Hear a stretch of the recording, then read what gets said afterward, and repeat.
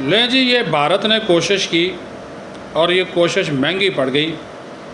بھارت کے 4 رافیل طیاروں نے پاکستانی فضائی حدود میں رات گئے داخل ہونے کی کوشش کی، مقبوضہ کشمیر سے آزاد کشمیر، لیکن پاکستانی شاہین JF-17 تھنڈر F-16 تیار تھے، نظر رکھ رہے تھے۔ جیسے ہی وہ انڈین طیارے مقبوضہ کشمیر میں پرواز کر رہے تھے اور پاکستانی سرحدوں کی جانب بڑھ رہے تھے، ہمارے شیر جوان ہمارے یہ شاہین فضا میں بلند ہوئے اور ان کی طرف بڑھنا شروع کیا۔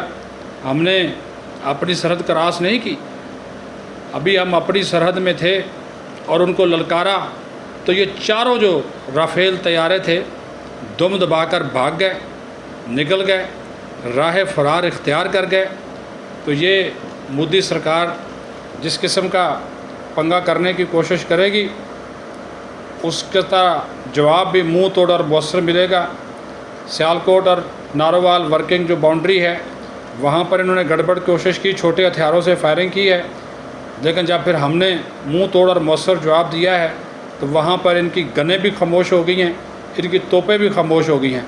چھٹا دن ہے، لائن آف کنٹرول پہ بھی یہ مختلف سیکٹرز میں گڑبڑ کر رہے ہیں، فائرنگ کر رہے ہیں، اشتعال انگیزی کر رہے ہیں، لیکن ہماری فورسز، ہمارے جوان منہ توڑ جواب دے رہے ہیں اور ان کی کئی چوکیاں تباہ کر دی ہیں۔